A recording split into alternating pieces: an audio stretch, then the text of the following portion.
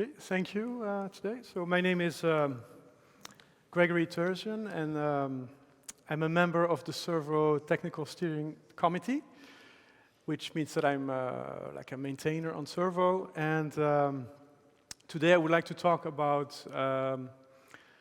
modular Servo. So essentially, what does it mean? Where do we stand with Servo, and where are we going? And I would like to first try to define what is modularity exactly in the context of Servo, and then look into how it applies in three different axes within the system. So first of all, Servo, for those who don't know, is a web rendering engine which describes itself as the embeddable, independent, memory-safe, modular, parallel web rendering engine. And so, for example, memory-safe, obviously, is because it's written in Rust. And then the modular, so we can ask ourselves, what does it mean? What does modularity mean? And so I found a definition online at Wikipedia, and it's so modularity is the degree to which a system's components may be separated and recombined, often with the benefit of flexibility and variety in use, and/or reduction in complexity. So these are the aims of modularity, and I think they apply to almost any software system. And so this also brings us to the question of, like, what is exactly a system? And then there's also another nice definition, which is a system is a group of interacting or interrelated elements that act according to a set of rules to form a unified whole. So we can definitely say Servo is a system consisting of independent, or not necessarily independent, but interacting or interrelated components that together form a web engine. And then the question is, how modular is Servo, and what are we planning to do about it? And as I said, so we'll look at this from three different angles, three different paths. One of them is the modularity of internal components, so how modular is Servo internally. And the second part is Servo as a component inside a broader, so as an embedded component in a larger system. So that's, for example, when somebody uses Servo in their own system. And so that's more like the question, how modular is Servo as a whole? And lastly, we'll also look at how Servo uses components from other systems, and also how other systems use components of Servo. So we'll start with the first one, which is the modularity of internal components of Servo. And again, so we'll ask the questions based on the definitions that we saw earlier, which is, do components hide complexity from each other? And can they be separated and recombined? And we'll also look at a specific example, which is the image cache of Servo. So the general structure of Servo, actually of the repo, is as you can see, we have a folder called components. So that's obviously a very good place to start looking for the different components of which Servo consists. And so within components, for each component, we basically have one subfolder. So, for example, compositing, dev tools, for example. So these are, each of them is a separate component of Servo, and and each of them is also structured as a Rust crate. And so here, we see essentially Servo as a modular system, a group of interacting elements, different components, and together forming a unified whole, which is a web engine. But how modular are these components exactly? So let's look at the example of the image cache. And so the image cache is part of the net component, which is essentially the networking component. And, but it's split in two parts. So there's the implementation of the image cache is inside the net component, which this is not what you're seeing now, and but that is the so it's the implementation of the cache. Whereas so here we have a special component within the components folder. We have a special component, so to speak, that is called shared. Which actually consists of all the various interfaces to the other components, and so each and it consists of subfolder. For example, the net subfolder within shared is itself also a crate, but it's a crate that mostly contains, you could say, the public interface to the net component. And then here we see, for example, the image cache trait, which is obviously, so it's the public interface of the image cache implementation. So where, as I said, the implementation lives in the net component, and here we are in the shared net component, which is rather the public interface. So the first question is, is the internal complexity hidden from, does one component hide its complexity from all the other components that may be using it? And I think the answer is yes, because as you can see, so there we have an image cache that is just a trait, and it's implemented by the net components, but it's made available in shared net. And it's used by various other components, for example, script and layout. And so what the other components are seeing is just the trait of the image cache, of which you can see one. So there's one method, which is track image, and which allows another part of the system to essentially ask for an image based on its URL. And some other arguments, and then we can see that there's one specific one. So the IPC sender here is something that we'll get back to. But at this point, what we see is basically just a track image method on a trait, and so we know nothing of the internal implementation of the image cache. And so this is effectively how the image cache is used across Servo in different components. And of course, the bonus is you get faster compilation in the sense that if you're using the image cache, you don't need to always recompile the component that implements it, which is net in this case.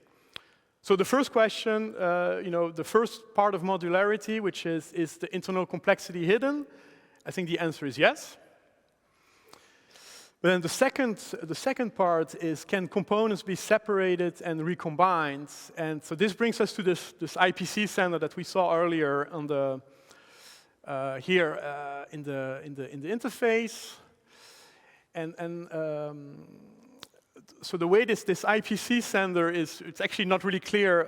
If you look at the trait, it's not really clear what it does. But in fact, you have to see how it's used for, in other components, and then you realize that, oh, it's actually a way to get the response. So if you ask for an image and then you want to get the response later, and it happens via this IPC sender, which is so I mean it happens via the receiver that is connected to this IPC sender. So this is actually a channel that communicates over IPC. So it's inter-process communication.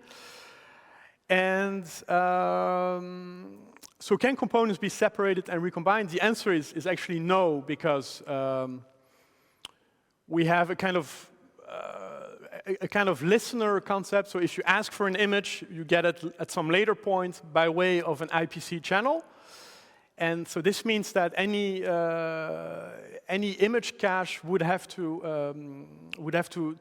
be implemented using some kind of IPC mechanism. So we're kind of losing that modularity, and even though the complexity of the implementation is hidden, but Servo cannot just use any image cache. It's kind of tied to this IPC mechanism. So for example, the screenshot is just, this is the script component, which is, so it's basically the component that runs the web page, runs the JavaScript, and it needs, it needs images, right? And so we see that it's effectively inside script there is another trait, but that is a way to this image cache listener is basically internal to script, because as you see, it's in component script. It's not in component shared. So this is just a way to have different structs within script to be able to be image cache listeners. But this concept is entirely tied to IPC communication. So.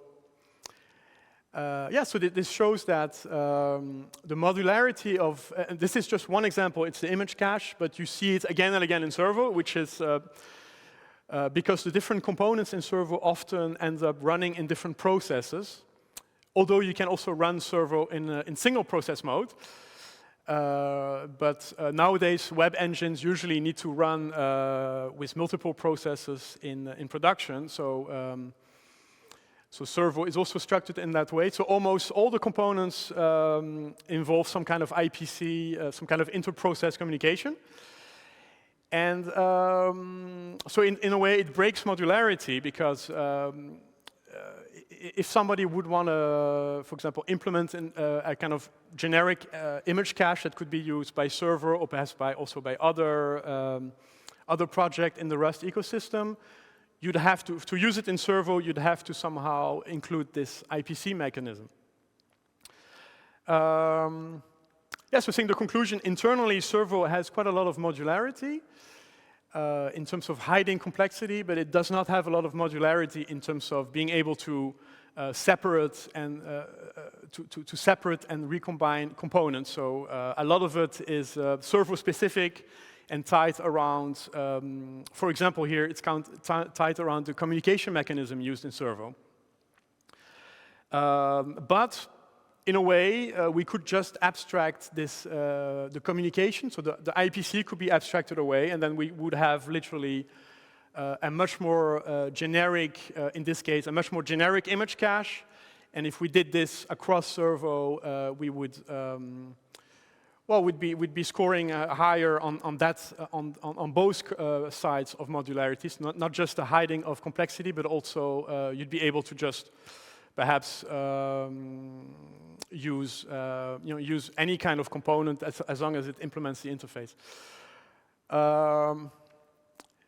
So this is where we stand, and where are we going? At this point, when it comes to those internal components, we don't really have specific plans to make an effort to abstract this away.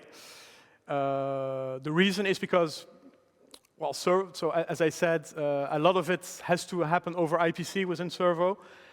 So it's kind of Servo-specific, and there's also, for many things, it's not clear, like, could we use some other kind of image cache, or would some other Rust project be interested in using Servo's image cache? We don't really know. So and the answer at this point, I think, is no. So for many components, it's not really it seems not completely worth it to have full modularity. But it would still be nice to have. So I think from now on, every time we do something, we probably will have to think a bit harder about that. But at this point, so where are we going? I think we'd like to make it better, but without specific plans.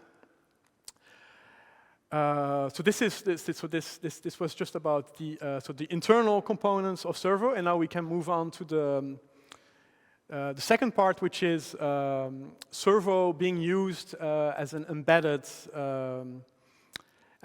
web engine within a larger system. And again, we can ask the same two questions, like, what do components hide complexity with each other, and can components be separated and recombined?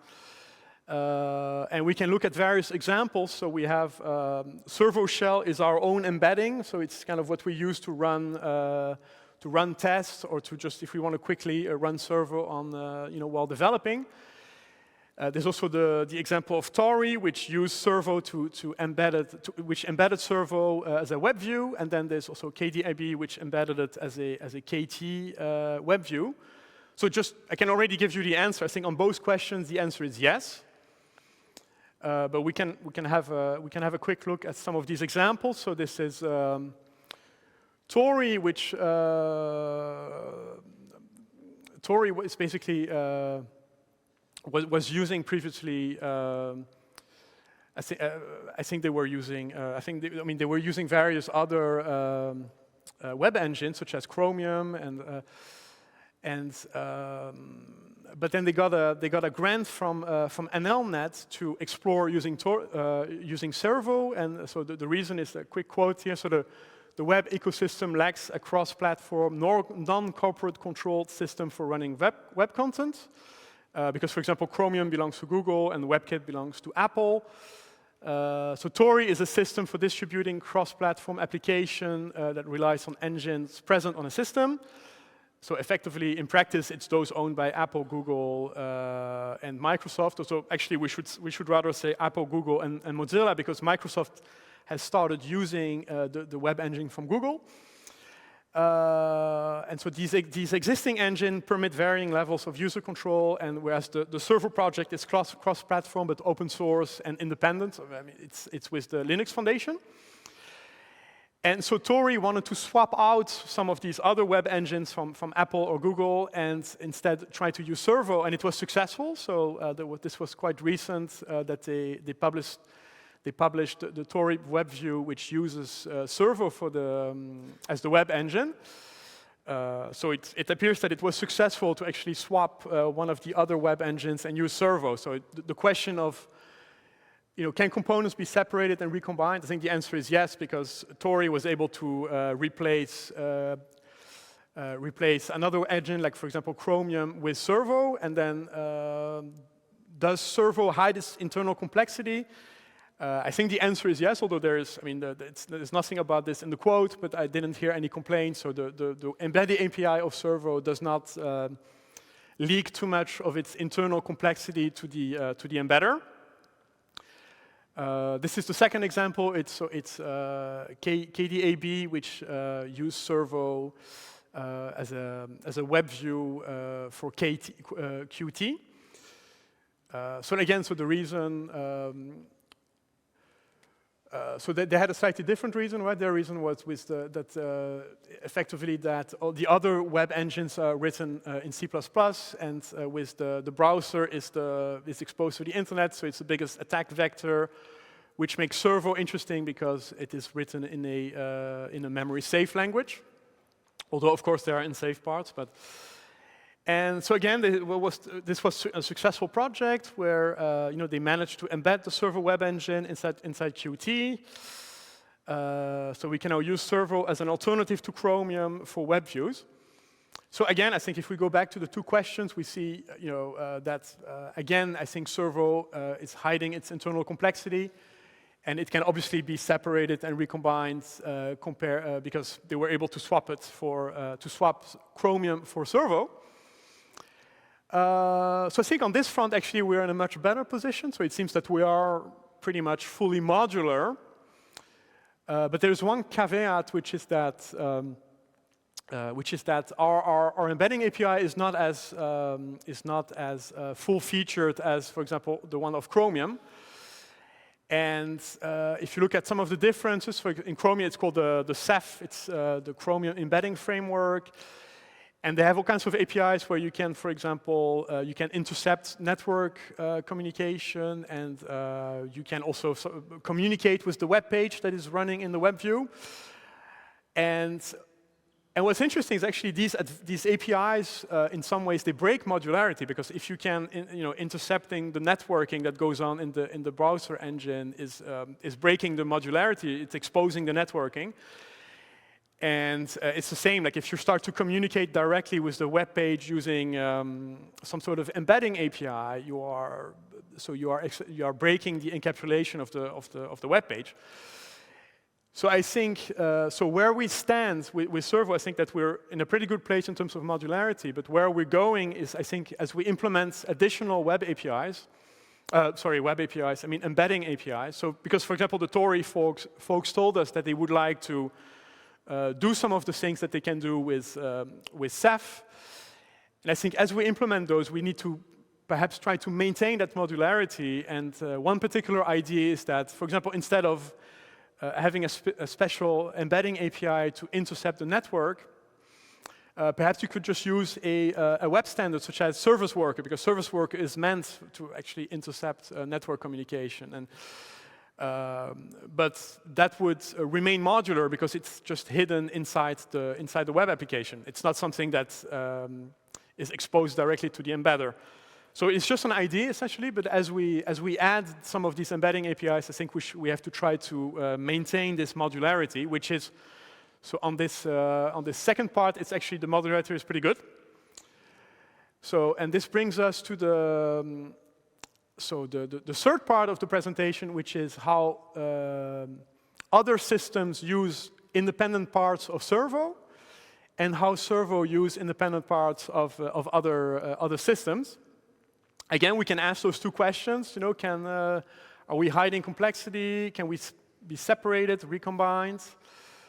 So there, I can already the conclusion is kind of like it's a work in progress. But let's look at some examples. So the first, a good example is SpiderMonkey, which is the engine that Servo uses to execute JavaScript and GOSIM. And it's also the engine used in Gecko, which is the web engine used in Firefox. And oh, sorry. And so on this part, actually, we recently there was a question that came up, like, could Servo, for example, just use any JavaScript engine? For example, could Servo use V8, which is the one from Google?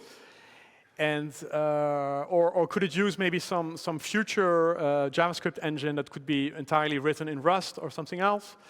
And so we did actually a bit of research, and so there's a report and a detailed report and a short blog post published in April. And the conclusion is that the way Servo uses SpiderMonkey is there's quite a bit of complexity hidden. So again, you know, the first question, are we hiding complexity? The answer is yes, because we're kind of wrapping a lot of the low-level use of running a JavaScript engine, which is also, so it's an unsafe, it's written in C++, and so these are, the way you use SpiderMonkey is through bindings to C++, but we've kind of hidden them behind safe Rust interfaces, which hide some of that unsafety and also some of that complexity. But much of the low-level direct use of some of these C++ bindings is still present, and but we've identified various ways. So this is sorry to come back. This is where we're standing. So for example, it's kind of like half-half. There's some complexity hidden, but also some it's not completely modular, and it's definitely not possible to swap out SpiderMonkey with V8.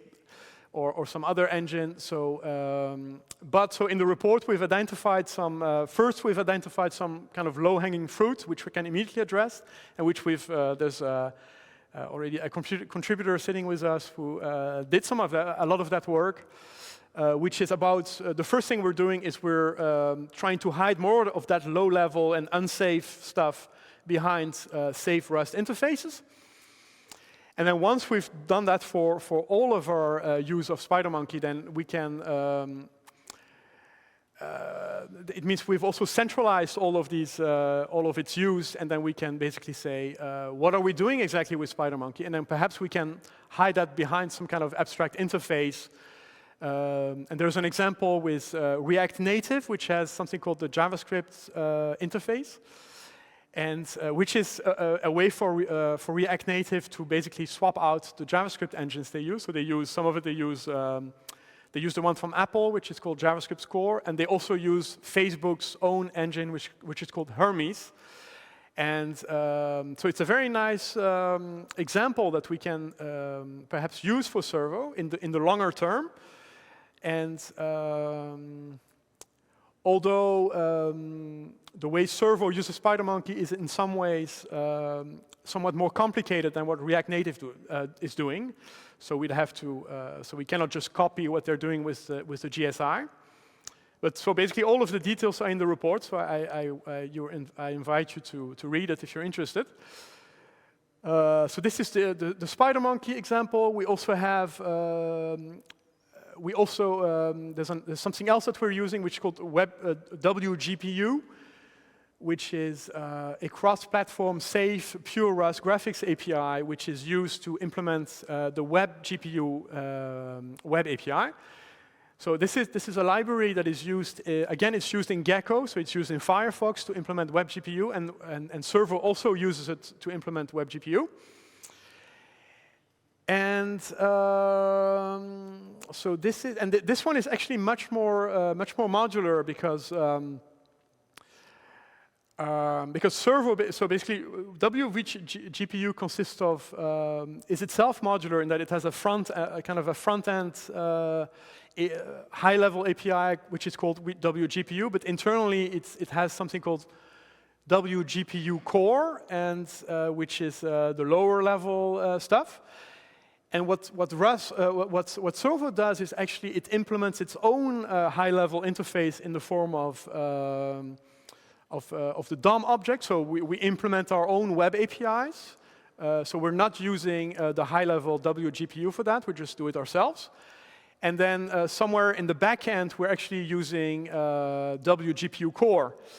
And so again, it is modular because it's completely separated. And but the communication is based on IPC. So there is again there's again some kind of breaking of modularity by exposing the communication mechanism. But you could effectively, we could swap out WGPU core for some other GPU type of library. And we can also do something. So for example, there's a plans to reuse the current infrastructure to implement the 2D canvas. So 2D canvas is a web API, and where we could be using Velo, which is a Rust, so it's a renderer written in Rust and using WGPU. And again, because of our modular setup, we could actually fit Velo kind of in the middle and use it as our implementation of Canvas, but still using that same IPC infrastructure and that relies on WGPU core in the backend. So so that one is pretty modular. Again, the IPC is kind of sort of a fly in the soup. So now those two examples were Servo using components from other systems or basically libraries. And so here now we're getting to actually another system using components from Servo. And so this is the example is Stylo Blitz from Dijkstra's lab, and so Stylo Blitz it presents itself as an HTML and CSS renderer using Servo components. So those components are Stylo, which is the CSS resolution component, and then there's the HTML parser, which is called HTML5ever, and the CSS parser, which is called Rust CSS parser. And so the aim of that is to fulfill the long-held dream of many Rustaceans that Servo could power a native GUI library for Rust. Here's the link to the GitHub. And so essentially this is kind of picking components from Servo and then reusing them in its own infrastructure, which, so for example, it only renders HTML and CSS. It doesn't do anything with JavaScript. And, but it's found a way to actually do that, so which is pretty nice if you think about it. And although there are of course some issues. For example, Stylo is actually not really a Servo component. It's more like it's a Firefox component that we're using as a kind of a downstream. But it all works. So it's actually Jonathan, who is a speaker on who's going to soon be up on the AI track, did that, and so it's nice. So it actually he was able to pick certain components and then use them in his own project. And then another, like probably the most straightforward of all example is Rust URL, which is a URL parser for Rust, and it's part of Servo, but it's actually a completely, it was from the start, it was structured as a library essentially. So it's, of course, it is modular because Servo uses it basically as a third-party library, and anyone else can use it as well. But it's also because thanks to its simplicity, right? Because to parse a URL, you just have an input, probably a string, and then you get something in return that represents a URL. So it's obviously, because of its simplicity, it's easy to make it very modular. And right, so this brings us to the conclusion, which is essentially, so again, Servo, the embeddable, independent, memory safe, modular, and parallel web rendering engine. And I think the conclusion is it modular? So I think yes, or at least sometimes, and with ongoing efforts. And I think especially from now on, every time we do something, we have to think more about this modular aspect, because it is, yeah, I think it's also very important now, because Servo used to be totally a Mozilla project where perhaps at that time, for example, relying on SpiderMonkey and not thinking about could we perhaps swap it out for V8 was obviously within Mozilla. It was probably nobody would think of that. But now that Servo is independent, we get these kind of questions like from people that would like to use a different JavaScript engine with Servo. So I think for the future, it's going to be more and more important to pay attention to that. And so again, more information is available on GitHub. Thank you for listening, and questions, please. Yes. Any questions from the audience? Yes.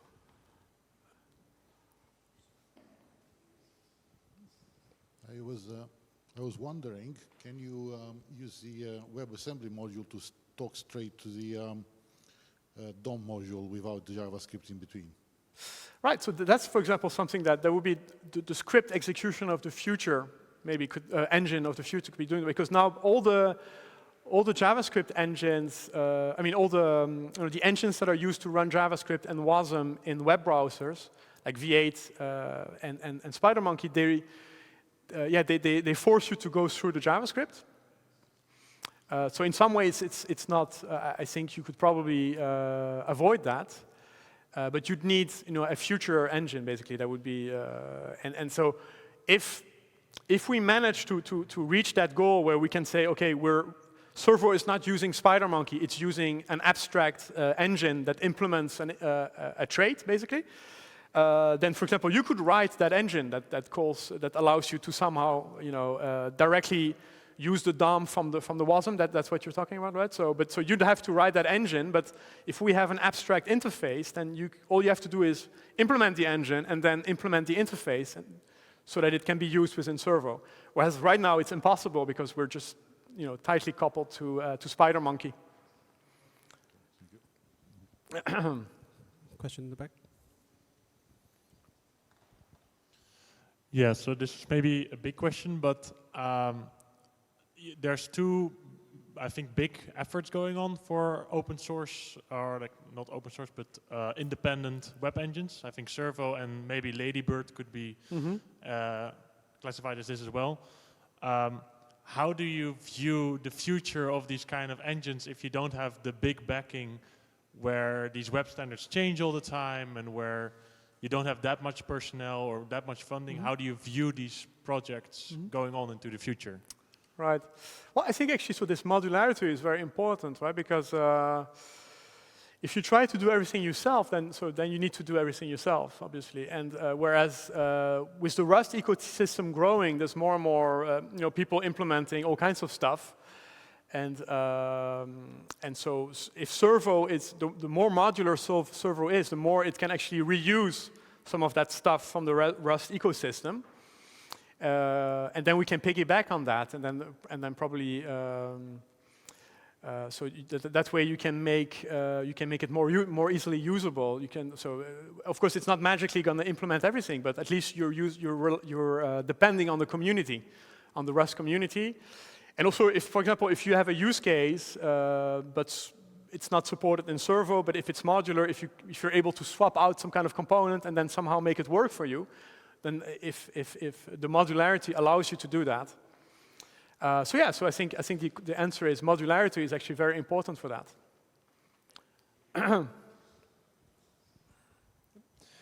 I have a question regarding the scope of the Servo project. One of your examples of what it doesn't currently support is rewriting the requests or response data. But for example, Firefox Extensions API supports that currently. So is it in scope of Servo engine to support Web Extensions APIs also?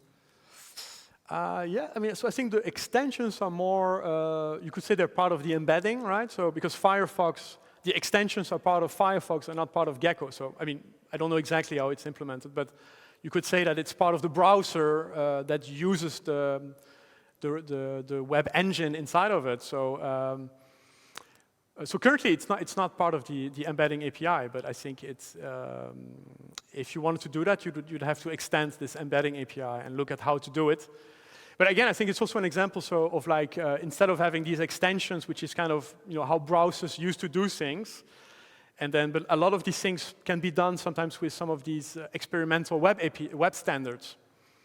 And then you can say, oh, so maybe we don't really need an extension for that. You just need to have that, like for example, accessing the file system, you know, and there's actually, it's maybe not an extension, but you know what I mean? And so there is actually now an experimental web standard that gives you access to the local file system. So if you implement that, then you don't need some sort of special extension. So I think that's kind of an interesting way forward. Any other questions? Back there. So other engines within like major end user web browsers have kind of trial by fire on the long tail of the web. You get a lot of testing of Gecko by using Firefox, a lot of even, you know, KHTML, which became WebKit and then Blink, got a lot of testing from Conqueror in KDE. A lot, but you know, more than it would ordinarily get. Right. I know that there are test apps that let you just pull up a web page with the Servo engine kind of in the repository, but do you have any plans to provide a bare bones end user browser for kind of adventurous users who want to throw random web pages at Servo and see what sticks? Yes, I think, so what do you mean exactly? Because, so we have, for example, as I said, so we have now, one of our embeddings is the Servo shell, right? So that's the default thing if you run Servo on your computer, and you can throw any website at it. I think what I'm getting at is something that is designed less for Servo developers and more for like something that could actually be packaged in a Linux distribution, and people who are adventurous could try it as a browser for a week and see what breaks, that kind of thing. Yeah, I mean, so we'd like to do more, we'd like to do releases in the near future. But that's still a release of essentially of the web engine. But I think, so you're talking about actually releasing a kind of package Servo behind. So I don't think there are immediate plans for that, but you know, any help welcome. Right.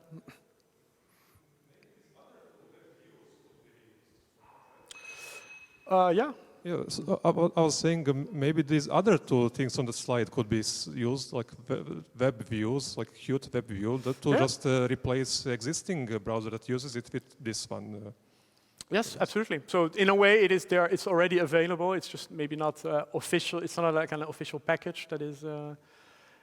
You have to like look at where do I download it and so on. But yeah, all these embeddings are basically are usable. So it's right. Okay. Any other questions from the audience? If not, thank you very much, Greg. Thank you.